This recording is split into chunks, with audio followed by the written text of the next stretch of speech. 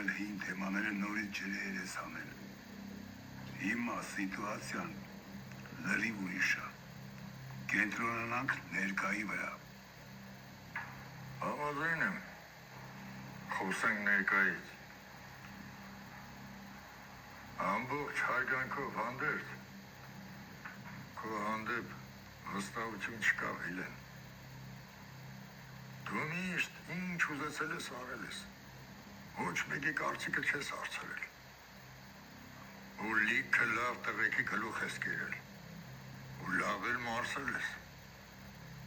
ու հիմա այդքանից հետո եկել ես ասում ես,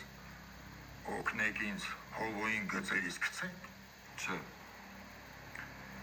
ես ուղղակի արդարություն եմ ուզում։ Մեր ու քո իմացած արդարությունը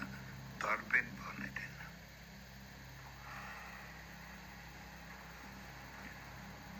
Ես կուրսին եմ, որ հովում ձեր սաղ բիզնեսների մեջ փայ է,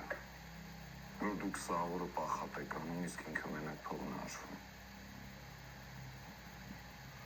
Դուք ձեր քաղաքում ոչ մի բան չեք կարող որոշեք, դուք ձեր տանը ոչ մի բան չեք կարող որոշեք։ Իսկ քո հետ տենց չի լինելու։ Չէ, Իսկ ինչ կարանց կա, որ դու հովոյի նման չես ըլնելու, կամ դրանից բետար, երբ նստես սեղանի գլուխ։ միակ գարանտիան այն է, որ այս ամեն ինչի երբ որ վերջացավ, սեղանի գլխին նստելու է Սարոն։ Ես իմ համաձայնությունը հələ չեմ տվել։ Բայց մենք կարանք պայմանավորվենք, որ լյուբոյ ռասկլադով Վիլենը սեղանի գլխին չի նստելու։ Դուք ինձ գիտեք, իմ խոսքը քարից պինդ է, ու ես գարանտիա եմ տալիս, որ ամեն ինչ այտենց կլինի։ Հարց չկա, Սարը։ Իսկ դու